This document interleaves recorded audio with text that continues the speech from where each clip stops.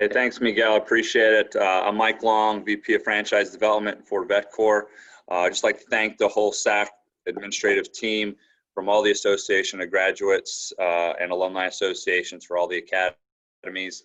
Particularly shout out to Tonya for her work in putting this all together from our perspective. At this point, I'll turn it over to Paul Huzar, our president and CEO of VetCor. And thanks again, Tonya, Miguel, everybody, and welcome. My name is Paul Huzar. I'm West Point class of 90. I think, as you mentioned, Mike is 94, West Point class. I'm the president and CEO of VetCor and Team VetCor. VetCor is a restoration company here based in Tampa, Florida. We have 3 offices throughout South Florida that I own, and then we just started franchising it almost 8 months ago.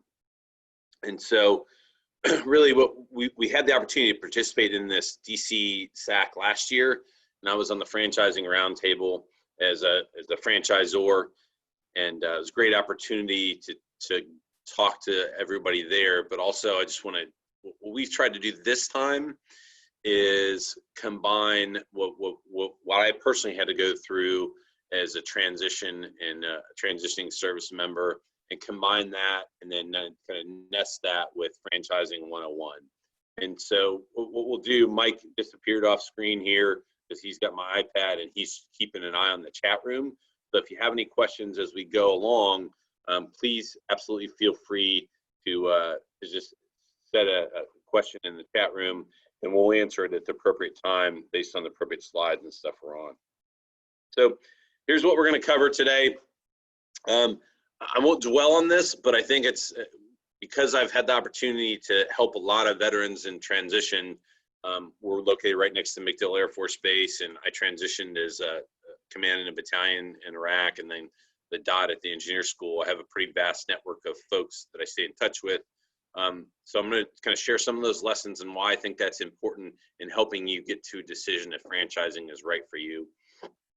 And then we'll cover all these things, but because I'm still a retired Army officer, I have to have an agenda. So here's where I want to start is, I started asking people what you want to do, because that's what people asked me. And what I found out is you all are a lot like I was. I didn't know what I wanted to do. I knew what was important to me, and I knew what I didn't want to do. I didn't want to deploy anymore. I wanted to have some stability with my family, et cetera. And so here are some things just to kind of consider, and we can talk through it and what the difference is between this. So, what do you want to do? It's kind of based on compensation, position, industry, all that kind of stuff. And you have that narrowed down, great. Most people I found in transitioning don't. So what I would encourage you to do is start with what's important to you, and then that'll help narrow down kind of what you want to do. And it's things like what I often hear is quality of life, maybe some geographical location, a particular state, a particular region, whatever, based on family, where your kids are going to school, if they're in college or something like that. I frequently hear, people want to be a part of something bigger than themselves, a team with a mission and purpose. And I'm not trying to sell you on VetCor, by the way. This is a generic franchising thing, but this is kind of where I ended up too. And it's one of the reasons, it's the driving reason, frankly, behind what we're doing with VetCor. And our passion is really to help folks like you who are transitioning.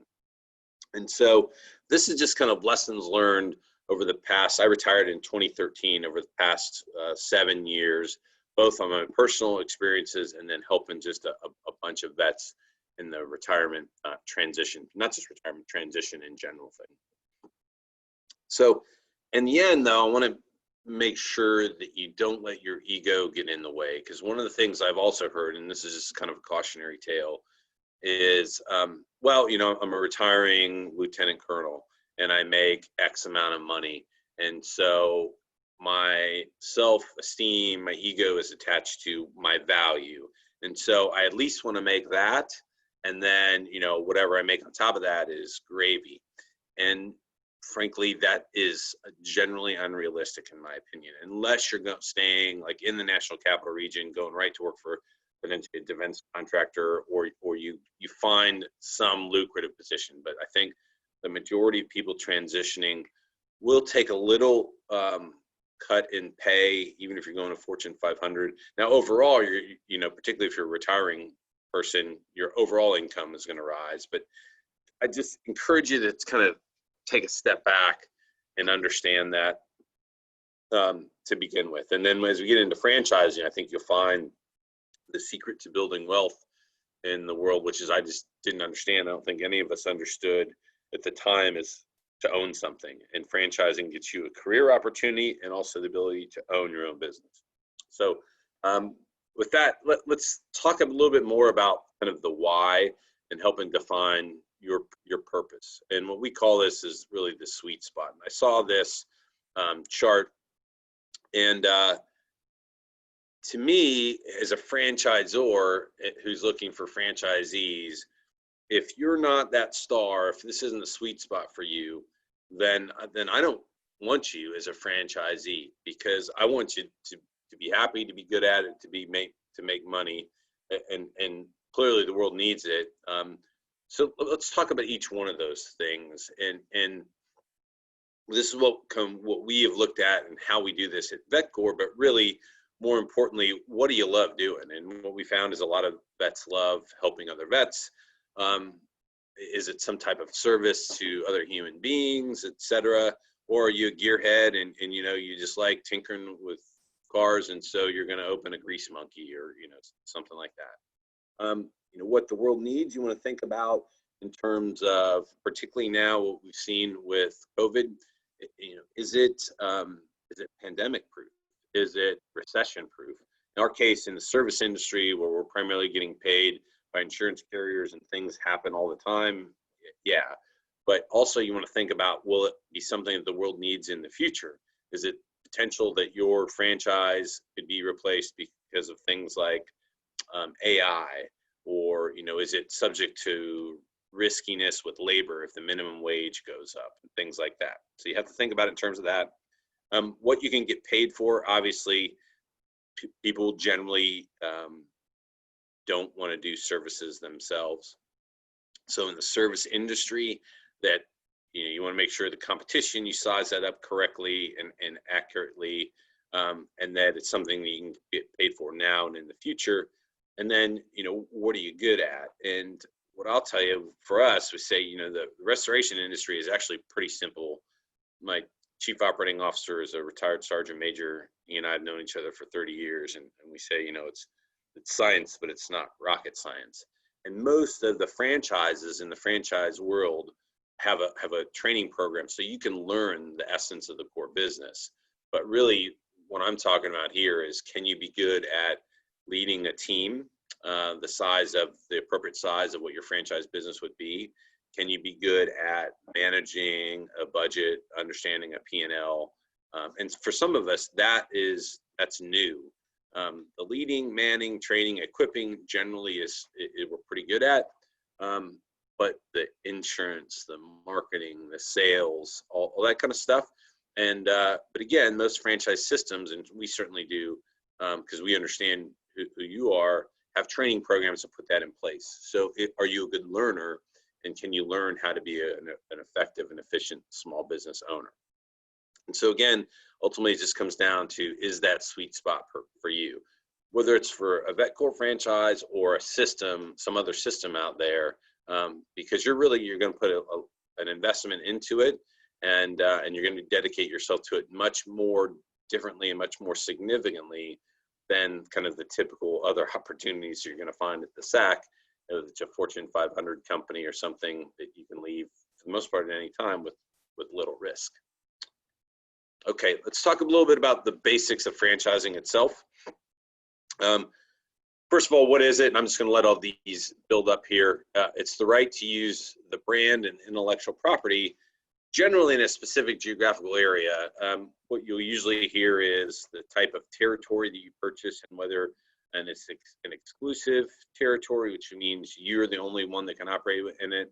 A protected territory, that's what we offer, is that another franchisee cannot actively market in that area, but if they have an adjacent opportunity And for example, with the homeowners insurance or homeowners association, and another homeowners association learns that they did a good job and they're just inside the border of another franchise, so that's a difference between kind of exclusive and protected.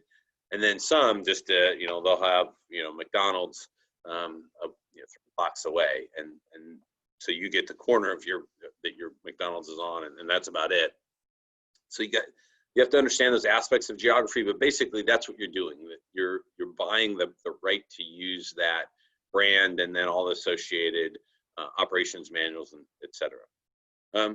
You'll hear this catchphrase, you're in business for yourself, but not by yourself. So we have 4 franchisees up and running right now. Each one of them, or in fact, Mike is one of them himself. He's the franchisee for Sarasota, and Mike owns Black Knight Ventures LLC, doing business as Vetcor of San Antonio.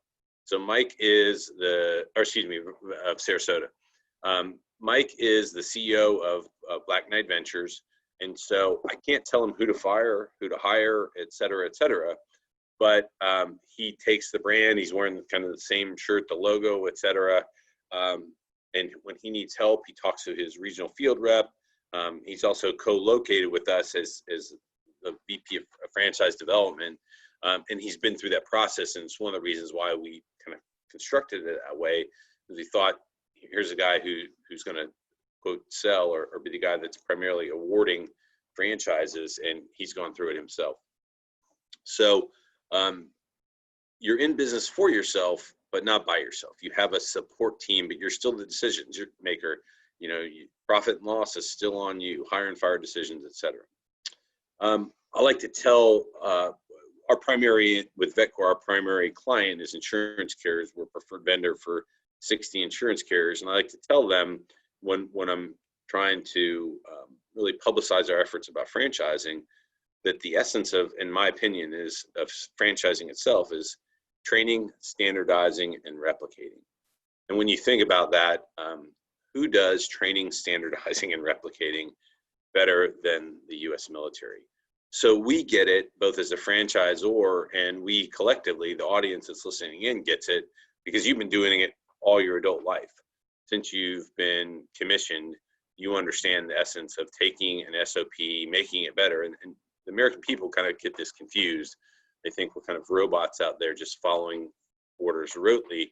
But the reality is you take an SOP, you make it better, you understand commander's intent, how to operate within that. And but you get that basis to start with. You also get relationships. So for business, you get, in many cases, operations, in our case, the 60 insurance carriers that we get you credentialed with, and the third-party administrators, et cetera. You get those relationships that generally will allow you to get to revenue generation faster because you already have a name, you have a brand that's out there, and then you turn the lights on in your particular area and you get business. You get the relationships that come with support. So in our case, we have insurance agents, we have a PEO, professional employer organization, we have accountants, we have, we get our vehicles from Enterprise Fleet Management, so you get fleet discounts for that. So you get the benefit of those kind of support and administrative relationships in a pre-vetted manner. So it's one of the things I struggled with as an Army officer when I started the business. I just didn't have a network. So I think we're on something like our 4th insurance agency now. But now that I've been in business in Tampa for 7 years and I've made all these relationships, I have the benefit of those lessons learned through, I think we're on the 3rd now payroll provider. Right? We actually went to a PEO. So I learned that it's a much better option, particularly for franchises, because of all the HR expertise they have and the difference between kind of civilian HR and military HR. And then you're going to take all that brand, that intellectual property, and then you're going to develop your own locally. So in our case, we have relationships with insurance carriers, and then the franchisee, our expectation is they're going to make those relationships with the insurance agents who are local in the neighborhood. And in many cases, you have something similar where there's a larger kind of nested corporate relationship. So you may have some type of relationship with another franchise, for example, and you go and make a relationship as an individual franchisee with the franchisee in your specific area. As I talked about in the training, standardizing, and replicating piece, you get the recipe for success, which is what you're replicating itself. And it's an operations manual, so it really incorporates all the lessons learned. Ours is full of battle scars, which I'm not sure you can put a price tag on, because you get to learn kind of from day one when you open up the benefit of all the mistakes that have been made, and that continues to get updated if you're in a good, healthy franchise system, because you all have all these franchisees out there learning and providing feedback so that the operations manual continue to get refined. So when you open the doors and turn the lights on, your business is much stronger, better, smarter, typically, than something that you would start on your own, because one, you have the benefit of a system. In our case, that system is primarily composed of people like you, who are retired military officers and senior non-commissioned officers. But you follow that operations manual, and again, kind of nested with commander's intent, and make it better. And so you have the opportunity to call in and your quarterly or monthly calls with the annual conferences and things, and continue to improve that. And along those lines, the aspects of AARs, after action reviews, with continual lessons learned and continual improvement throughout that network, as opposed to if you just open a mom and pop shop, you don't have that opportunity to learn. And again, the cool thing about a franchise network is you're not competing with one another. You're all on the same team. And so the better you can make your business and share those lessons learned, the better you can share those lessons learned across geographical boundaries, so someone else can have experience similar success. The greater your individual successes, the greater the brand reputation is, and kind of the rising tide helps raise all boats. Okay, so let me talk about and the last piece is the last technical piece is the franchise disclosure document.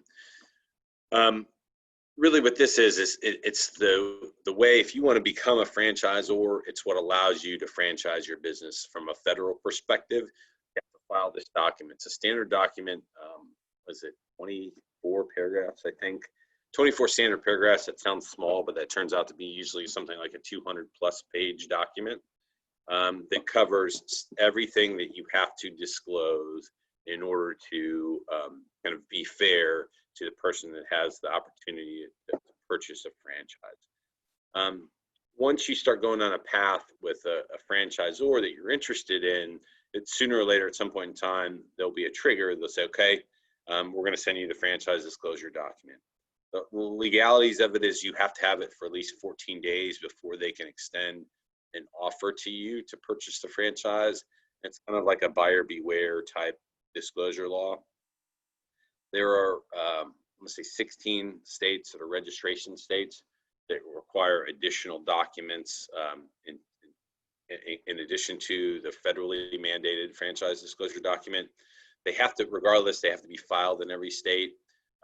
Because they have to be filed in every state, just a little tidbit, if you start researching this and we can get you the information, there are 2 states, I think it's like Minnesota and one other, where if a franchisor franchises in that state, they have to file with the state, and the state publicly discloses them.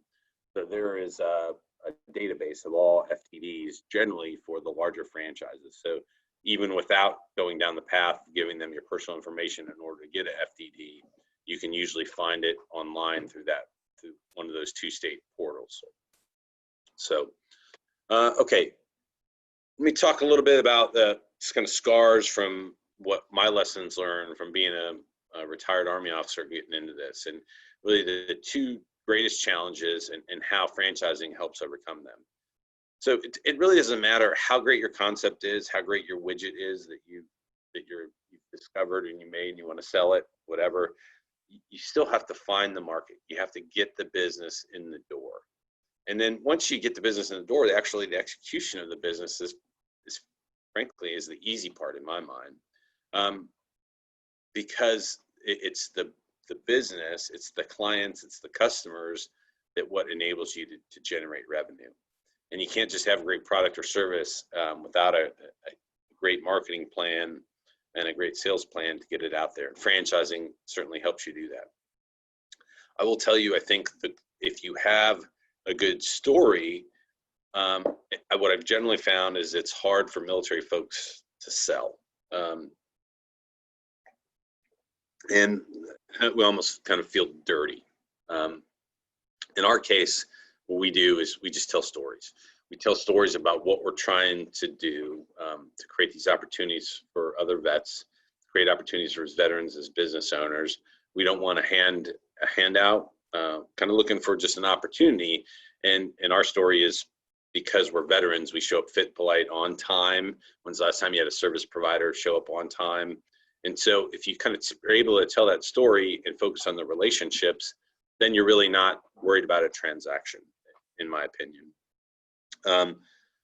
If you present just the facts to them, and in our case, again, I'll just use this as an example, your USP, your unique selling position. It's that we primarily hire veterans as our service technician. And then I ask the question, when's the last time you had a service call of any kind? And when did that service provider tell you they were going to show up at your house? And I already know the answer before I ask the question. And I said, well, was it the cable guy? Was it an air conditioning repair guy? That usually works well in Florida. And in their mind, they're thinking, well, it's 8 to 12. And then they didn't show up between that time. And they showed up late and everything. And I had to stay home from work for half a day. And so in our case, with the unique selling position, because we hire veterans, and we have mostly like senior non-commissioned officers who are project managers who are capable of commanding and controlling, our story is we don't give time windows. We give times, and it's just commanding and controlling a small unit level operations. And oh, by the way, any veteran who is worth their salt knows that on time is late and early is on time. And so if you tell that story and you bring that up, you can really demonstrate your compelling market advantage in the industry. And usually that's developed within your brand. So it's much easier than for you as a small business owner, franchisee, to market, because the story is already created for you. All you have to do is believe it. And so find a brand that you believe in, and then tell that story. And it's so much easier to market that way, in my opinion. Particularly those of us who are coming from military service and don't have sales experience. And then the second piece that's really hard is financing the business and then growing the business. Well, I just didn't, I commanded a battalion. I was a deputy commander for a Corps of Engineers district with a huge budget. I was the director of training at the engineer school, huge budget, but it wasn't my money. It was Uncle Sam's money. And it's amazing how much difference it makes. And also, I didn't understand kind of the concept of cash flow. I mean, intellectually I understood it, but I didn't appreciate it. So we do it in our industry. We do a job today. We don't get paid for that till about 45, 60 days in the future, just because of, the processes they have to do, the invoicing, et cetera, and then the time it takes for the insurance company to recognize the revenue, to recognize the invoice, go over it, approve it, and pay it out. Well, 45 to 60 days is 2 to 3 payroll cycles. And so actually, if you start experiencing significant success, guess what? You end up paying your labor, your overtime, your materials, and for all that success, but you're not getting paid for that success for 60 days. So you have to have, and we tell our franchisees, it's really wise to have at least 2 months operating capital in the bank to cover your monthly expenses, just for that very reason. And then in our case, the restoration industry, particularly in the summer, we're entering this period right now with potential hurricanes or something like that, where people really need your services. You have to be prepared to make that surge. And that's hard. And it's hard because we typically haven't had to deal with those aspects of budgeting as military people who are transitioning. So when you think about that, the typical timeline of the job, the payment cycle, your expense cycles, and then growth, you can actually kind of outrun your supply trains, if you will. And so success could actually bankrupt the company if you're not very careful with that. And so those are the two things that I've learned from my personal experience that seem to me to be the hardest things about going into business for yourself. And I think franchising helps mitigate both of those two, particularly for military veterans. So I'm going to talk about some expectations, and these are our expectations as a franchisor to franchisees, but I think they're pretty typical for most. Absolutely, you're your own. We want you to be a brand ambassador and uphold and frankly expand the brand. You are absolutely an independent small business owner, and clearly the franchisor wants you to make money. Because if you're making money and making more money, they're making money because typically they're making money on your gross revenue. There's usually a franchise fee up front that's your in the door fee, and then some percentage of gross sales. Ours is 7%, and that's pretty standard across the franchising industry for services. So the more money you make, the more money the franchisor makes. Some have various different kind of tier systems and things like that. In our case, particularly because the name of our company is VetCor, we want you to be a staunch veteran advocate and community leader. Most franchisees want you to be a community leader out there in the community in some way, shape, or form. Many of them have certain causes that they support, both kind of corporately, and then want you to kind of dovetail on that as a franchisee. I think, as I mentioned this before, that certainly franchise systems want you to share good ideas shamelessly and steal good ideas shamelessly and share them willingly. Because again, it's kind of the rising tide raises all boats. And what you're doing really is the system is showing the power. So if you just open an independent business on your own, you may be knocking it out of the park and killing it, but you don't have that diversity of thought, diversity in opinion, diversity in ideas from the creativity of a large network that you can benefit from. And then in our case, the way that is transmitted is through open, honest, frequent communication in every direction, up, down, adjacent units, if you will, adjacent franchisees. The things to do, don't ever do anything to damage the brand, because if you do, the franchisor has the ability to, through the franchise agreement, which is a subset of the franchise disclosure document, that's the contractual mechanism that gives you the right to use that intellectual property, that brand. They have they have the ability to punch you in the nose for doing something stupid or damaging the brand. And so you can't do that because then that has potential damage across the system for other franchisees as well. This is important, I think, because people get these terms confused. The difference between an entrepreneur, a franchisee, and a small business owner. So in our case, we believe we want you to be an entrepreneur and a valued teammate. We don't want you to be an entrepreneur. We want you to have an entrepreneurial mindset. And I guess here's the difference.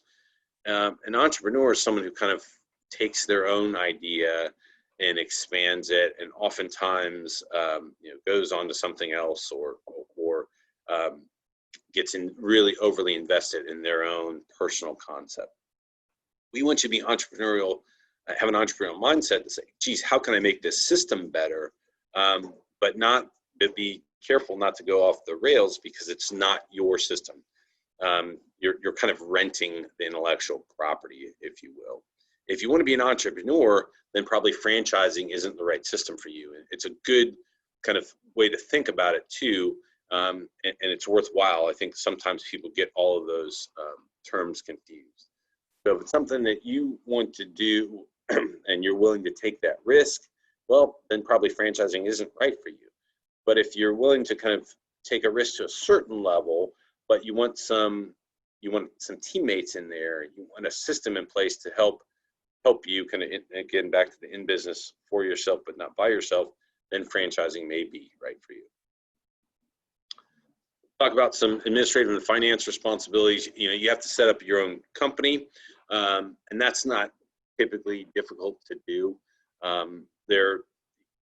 It's a good idea to have an attorney there to help advise you, at least just initially. You don't need to have one under retainer to get it started. You can do your own research, particularly if it's an LLC. You're going to have to set up your own accounting system because the franchisor generally can help you with that. But also, I would encourage you, this is one thing that you want to know to the nth degree if you can by yourself, so you understand your P&L. When you do that, you're going to have to submit your reports, in our case to us as the franchisor, and to any franchisor, because that's what they're going to charge you based on. So one, you got to know that stuff, and it gets back to the previous thing about setting up and maintaining your own accounting system.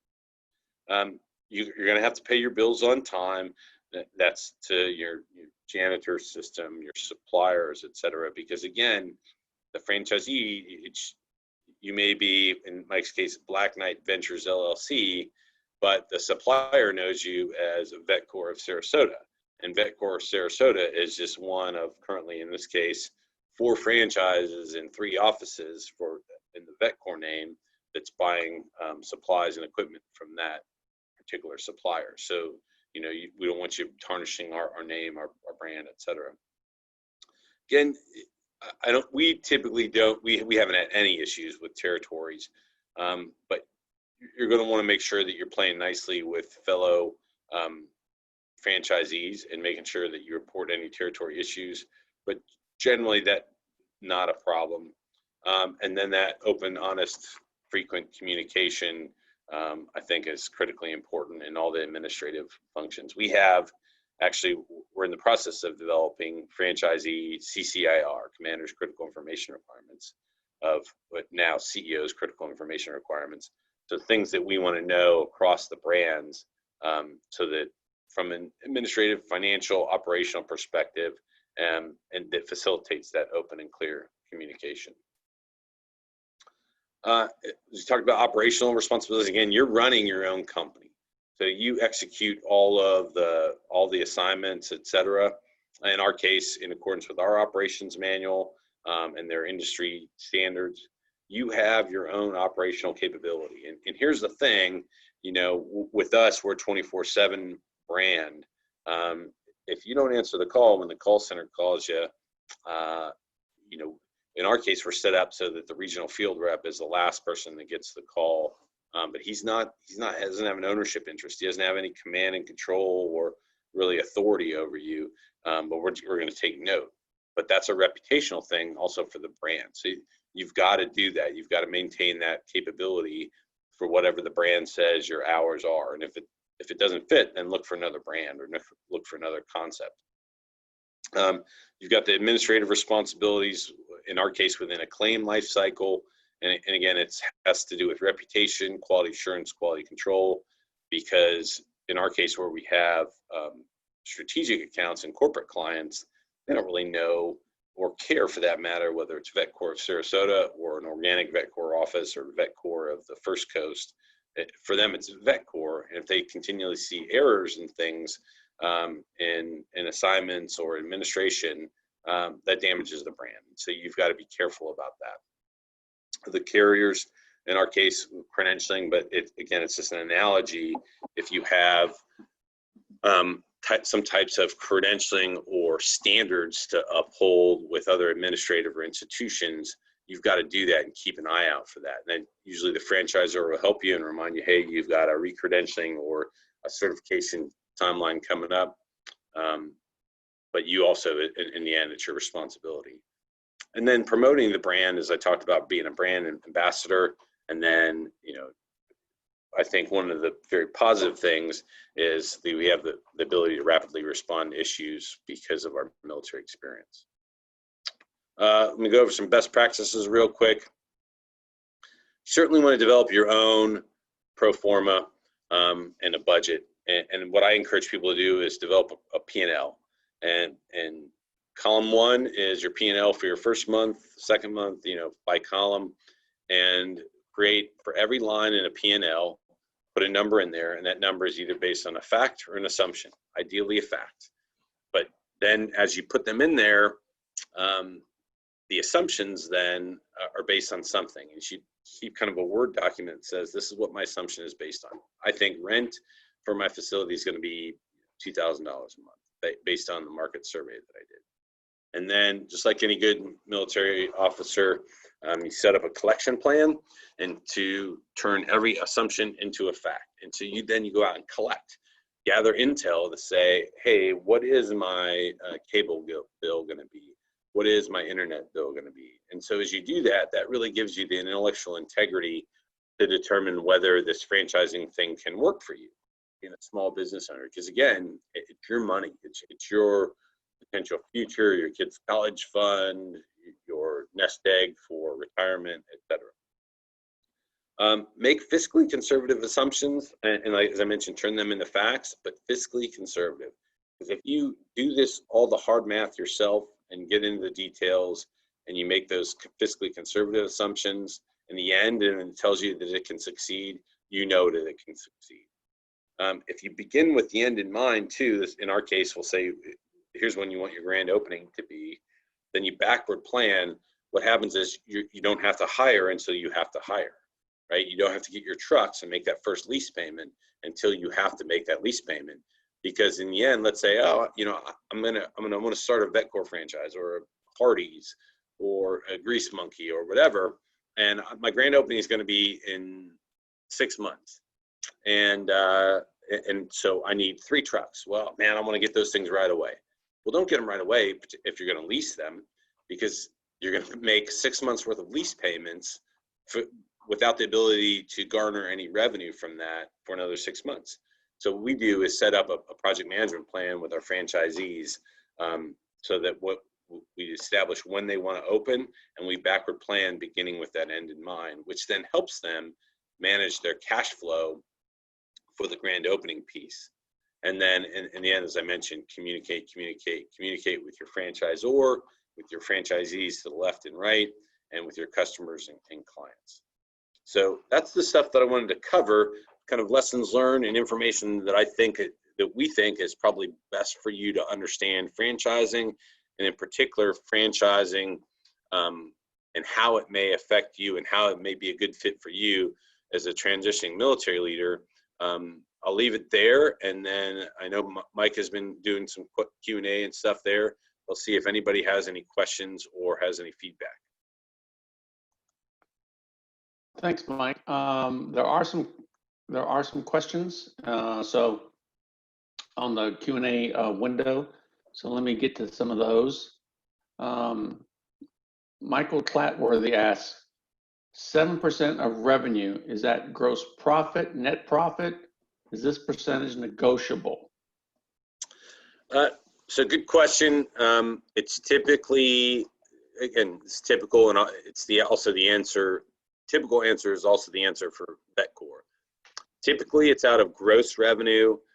Typically is not negotiable because it's the same for every franchisee. And a franchisor is typically, hey, they have gone through the math, and they know that a franchisee can have a sustainable, successful, profitable business based on whatever they have figured out is the royalty revenue. Because look, in the end, if the franchisor with royalty assessment can't figure out that a franchisee is going to be successful with that model, they're not going to sell very many franchises. Because what are you going to do as a franchisee if you're wise?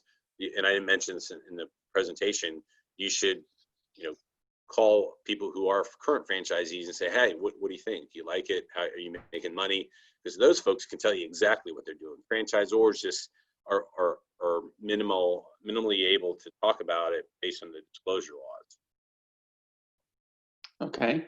So the next question is, what are some good resources for researching franchise opportunities? I'm familiar with food franchises, but not as familiar with service franchises. When I try to research, it is hard to know what to trust. Lots of info out there. Just hoping for some recommendations. Yeah. So one, Mike and I are absolutely happy to discuss any and all of this. You can reach out to us on LinkedIn. Our personal information, I think, is shareable too. We have some other documents. There's some guidelines. There's like an FTC bulletin on franchising. As I mentioned, the FDDs are there online. Here's what I would tell you too. If you're interested in a particular industry, so for us, if you reach out to us and you're interested in franchising with Vetcor, what we're going to tell you is, hey, we're going to send you a spreadsheet that has all of our competitors on it and where we stand compared to them. So with respect to what your franchise fee is, what your royalty fee is, and because we've done the research on our competitors. Now I don't know if every brand does this, but that's what we do. And I would say if they don't, and what are they trying to hide? So I think every successful brand should do that, and we'll do that. Say, hey, here, we're going to lay our cards out on the table. You check them out. Here is us compared to other brands in this particular service industry. And then, as I mentioned, the 2 states, Minnesota is one. I can't recall the other, but if you reach out to us directly, we can tell you specifically, and you can pull down their FDDs and you can compare them. And then also reach out to franchisees because they can tell you. A franchisor just is not by law allowed to tell you how much money you can make as a franchisee. It sounds silly unless it's disclosed in item 19 of the franchise disclosure document. And they have to be very careful because, one municipality where a franchise is, it might be much different than another. In our case with restoration work, in Florida, it's impacted by rain and hurricanes and air conditioning use and air conditioners that break. So you may not have the same revenue earning capability as you do in Minnesota. But Minnesota is exposed to freeze and thaw and all that kind of stuff. The franchisors are typically very, very conservative about what they can tell you. But franchisees, on the other hand, they want good fellow franchisees. They're going to tell you, hey man, I'm killing it, or hey, I struggled for the first 6 months, but then once I understood these things, so any good franchisor is going to give you the names and contact information of franchisees. I think it also comes back to what Paul said at the start, and for yourself is, what are you interested in? Okay. What do you have a passion for? What do you enjoy doing? And if it is not wanting to go ahead and go into, in our industry, go into a house that had a waistline burst and you have poopy water on the ground and you're in your personal protective equipment in 95-degree weather and 85% humidity, then you probably don't want to look at us, for instance, in Florida, just being honest. But if there's another service, like Paul said, there are a lot of people that have been, Italian motor officers and our gearheads and things of that nature. You may want to look at that service industry. It's still a service, but it's just a different industry altogether from within the franchising arena. Someone like a Grease Monkey organization or things of that nature. So just want to throw that out there to you. Look at that from your own personal perspective and try to figure that out. I have a caveat too. Understand what the franchisor's desires are. So Mike just discussed kind of an owner-operator role. You can also own a franchise where you put the money in, you supervise it, and you don't do any of that stuff, and you just, you look at it as almost like an ATM machine. You put, an investment in, you hire somebody to run it. What I'll tell you is knowing most of you out there as military leaders, we're the type that lead by example. And so you're probably going to be more inclined to want to do the owner operator type thing. And as a result, you're probably not the kind of person that's going to let your team do something. And I encourage you, and Mike speaking from personal example, as am I, with the kind of the poopy water thing. But it's important, I think, if you are an owner operator, to get out there at least initially and understand your business, so you can be a technically competent leader. And also, your troopers, it's kind of just how we're wired, know that you're not afraid to do the same things that they are. So with that respect, that's really important, because then it needs to be something you're interested in. It doesn't have to be if you're not an owner operator, but I think most people on this call are likely to be kind of the leader by example type and interested in the owner operator. I'll move over to yours. Paul can speak to this, or I can, even as a franchisee, not from the franchise or perspective. Why did you choose the service area? I mean, guess what? We're in a pandemic. We've gone through, recession periods, things of that nature.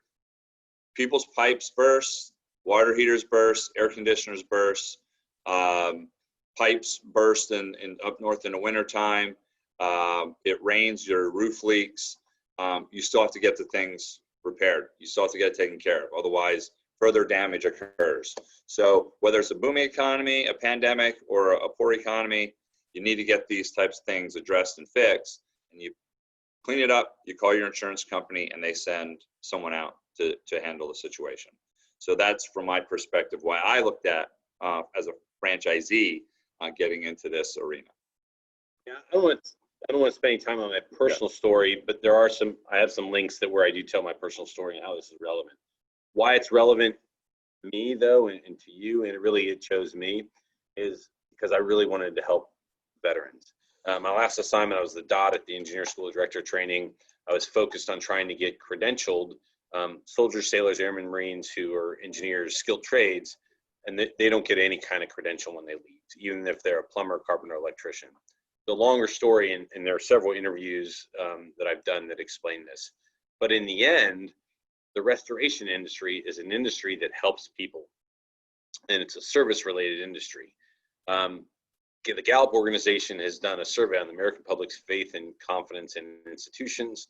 My brigade commander, when I was a brigade S3, showed me this survey, and he says, "Paul, we never can lose this trust that the American people have in us."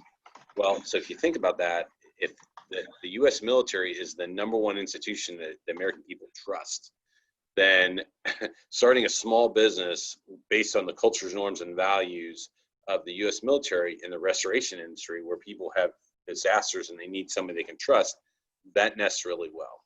So that was one aspect. The other aspect is for opportunities for veterans, particularly in a skilled trade.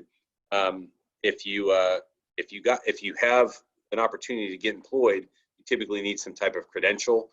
In the restoration industry, you really don't need a credential. It's a training certificate, and it's nationwide as opposed to getting an apprenticeship. So I think Miguel, I think we're running close on time. Any other questions or any other issues? Over. Yeah. So Paul, Mike, thanks for that. To all our attendees, they had posted their contact information in the chat box. So if you need to reach out to them subsequent to this webinar, feel free to reach out to them through that communication means. Again, I want to thank Mike and Paul for their time and their service, and our attendees for participating in this. There were some great questions. Don't forget, you can chat with them further on Friday during the actual job fair. They will be in their appropriate virtual room. So if you come up with questions that you forgot to think about during this webinar, you'll get another opportunity to chat with them live. So I want to thank everybody. Stay safe out there, and we will see you on Friday. Thank you. Thanks a lot, Miguel. Appreciate it. Thank you.